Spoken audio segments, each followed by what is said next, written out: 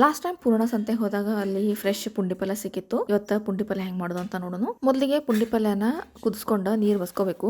ಅಂತಂದ್ರೆ ಕುದಿ ನೀರಾಗ ಪುಂಡಿ ಪಲ್ಯನ ಹಾಕಿ ಒಂದು ಕುದಿ ಬಂದ ತಕ್ಷಣ ಸ್ಟವ್ ಆಫ್ ಮಾಡಿ ಬಸ್ಕೊಂಡ್ ಬಿಡ್ಬೇಕು. ಈ ತರ ಮಾಡೋದ್ರಿಂದ ಪುಂಡಿ ಪಲ್ಯ ಬಾಳ ಹುಳಿ ಆಗೋದಿಲ್ಲ. ನಂತರ ಒಂದು ಕುಕ್ಕರ್ನಾಗ ಒಂದು ಕಾಫಿ ಲೋಟದಷ್ಟು ತೊಗರಿ ಬೇಳೆ, 2 ಟೀ ಸ್ಪೂನ್ ಅಷ್ಟು ಕಡಲೆಬೇಳೆ, ಸ್ವಲ್ಪ ಶೇಂಗಾ ಮತ್ತು ಬಸ್ತು ಇಟ್ಕೊಂಡಂಥ ಪುಂಡಿ ಪಲ್ಯನ ಹಾಕಿ, ನಿಮ್ಗೆ ಖಾರಕ್ಕೆ ಎಷ್ಟು ಬೇಕೋ ಅಷ್ಟು ಮೆಣಸಿನ್ಕಾಯಿ ಹಾಕಿ ಒಂದು ಸ್ವಲ್ಪ ನೀರು ಹಾಕಿ ಒಂದು ಸೀಟಿ ಹೊಡ್ಸ್ಕೋಬೇಕು.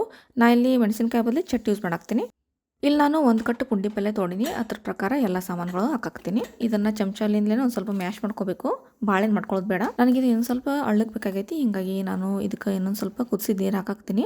ನಿಮ್ಗೆ ಕನ್ಸಿಸ್ಟೆನ್ಸಿ ಎಷ್ಟು ಬೇಕೋ ಅದ್ರ ಪ್ರಕಾರ ಇಟ್ಕೊರಿ. ಪುಂಡಿ ಪಲ್ಯ ಸ್ವಲ್ಪ ಕುದ್ಮೇಲೆ ಅದಕ್ಕೆ ಚಟ್ಟು, ಉಪ್ಪು, ಅರಿಶಿನ, 2 ಟೀ ಸ್ಪೂನ್ ಅಷ್ಟು ಎಣ್ಣೆ, ಒಂದು 4-5 ಬೆಳ್ಳುಳ್ಳಿ ಜಜ್ಜಿದ್ ಹಾಕಿ ಒಂದು 5 ನಿಮಿಷ ಕುದಿಸಿರ ಪುಂಡಿ ಪಲ್ಯ ರೆಡಿ ಆಗಿಬಿಡ್ತೈತಿ. ನಮ್ಮ ಮನ್ಯಾಗಂತೂ ಇದು ಸಣ್ಣವರಿಂದ ಹಿಡ್ಕೊಂಡು ದೊಡ್ಡವ್ರ ತನಕ ಎಲ್ಲರಿಗೂ ಇಷ್ಟ ಆಗ್ತೈತಿ. ನೀವು ಟ್ರೈ ಮಾಡಿ ನೋಡ್ರಿ. Thank you for watching.